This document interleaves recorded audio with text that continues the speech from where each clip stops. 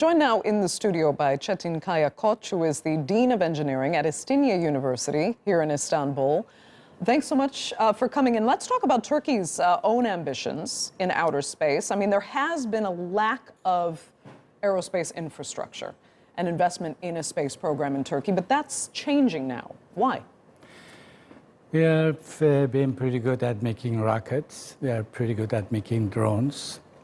I think space exploration will take it one notch up, several kilometers further in space, and I think we can do it.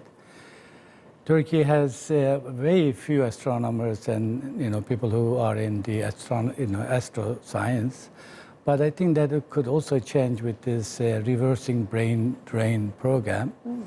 And perhaps one of the objectives of this space agency is to create an infrastructure, or actually to create a framework where people can come and establish the infrastructure. It's the work of the scientists who work in this field. Okay, I mean, you'd want to take it up a notch, but why? What essentially would Turkey like to do in space? Are we just talking about basic satellite launches or basic exploration?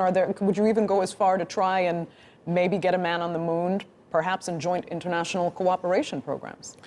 I think I could start at the lower end of this spectrum. I think I could say that we are first interested in taking, sovereign ownership of our space at least, and then we can move on making collateral agreements with others, and we can actually create an agency that can do research on this.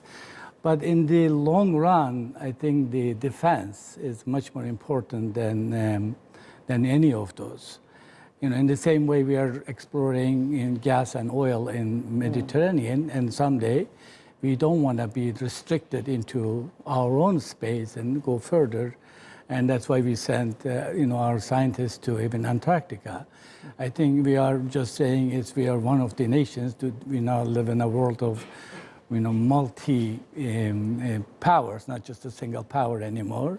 And we can just be one of them with maybe smaller ambitions, not big ambitions yet. Okay, and you're saying it should more focus on really defense rather than general space exploration and discovery. I think if you look at the space program's cost, it's far beyond our imagination. Apollo 11, we're living in exciting times after 50 years of that, cost $25 billion of that money at that time. Even a smaller project like Mars rover cost $2.5 billion. This is far beyond our $400 million science budget. And in that, our space could only have 20% according to this new mandate. And so we have little money, but this money can be very efficiently used. And so we can actually get somewhere with it. Okay. Yeah. Çetin Kaya Koç, we will leave it there. Thanks so much for coming in and sharing your insights with us on TRT World. We appreciate it.